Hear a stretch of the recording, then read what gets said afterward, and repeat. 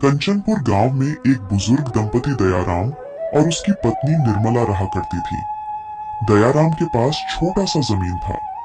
उसी में वो फसल करके अपना और अपनी पत्नी का भरण पोषण करता था।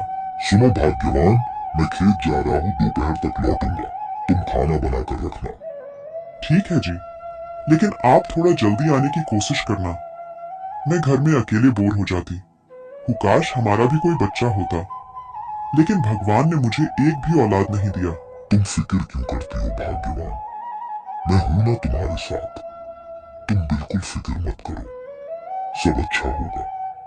अगर ज्यादा बोर लगे तो तुम मेरे पास आ जाना। खेतों में मुझे भी साथ मिल जाएगा और तुम्हें बोर भी नहीं लगेगा। अच्छा, अब मैं चलता हूँ, दोपहर में साथ खाना खाएंगे।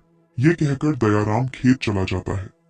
उसकी फसल काफी अच्छी हुई थी, इसलिए वह फसलों में खाद डालने लगा। लेकिन अचानक से मौसम बदलने लगा।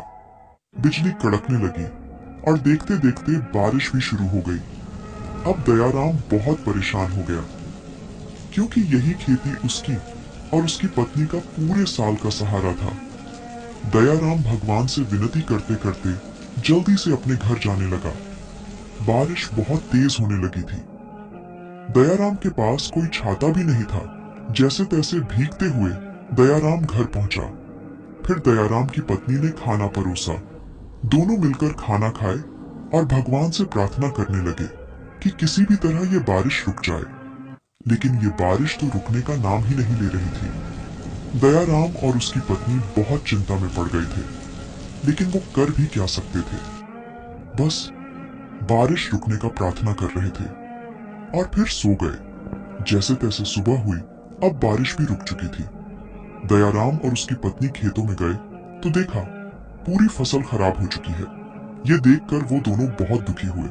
अब उनका पूरा साल कैसे गुजरेगा, यही सोचने लगे। तभी वहां पर उन दोनों को एक जादुई मटका मिला। वो मटका बोलता भी था।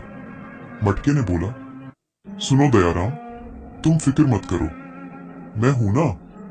तुम हमेशा मेरे मटके से पानी पिया करते थे और बोलते थे कि तुम्हारा कोई बेटा नहीं है जो तुम्हें पानी ला कर दे, और तुम बोलते थे कि ये मटका ही मेरा बेटा है। क्योंकि मेरे मटके में से तुम पानी पीते थे तो तुम्हें आनंद आता है। तो लो, अब मैं बन गया तुम्हारा बेटा। बस तुम मेरे अंदर पानी डालना और जो भी मांगोगे वो तुम्हें तुरंत मिलेगा। ये बात सुनकर दयाराम और उसकी पत्नी बहुत खुश हुए और उस मटके के सहारे खुशी खुशी जिंदगी जीने लगे।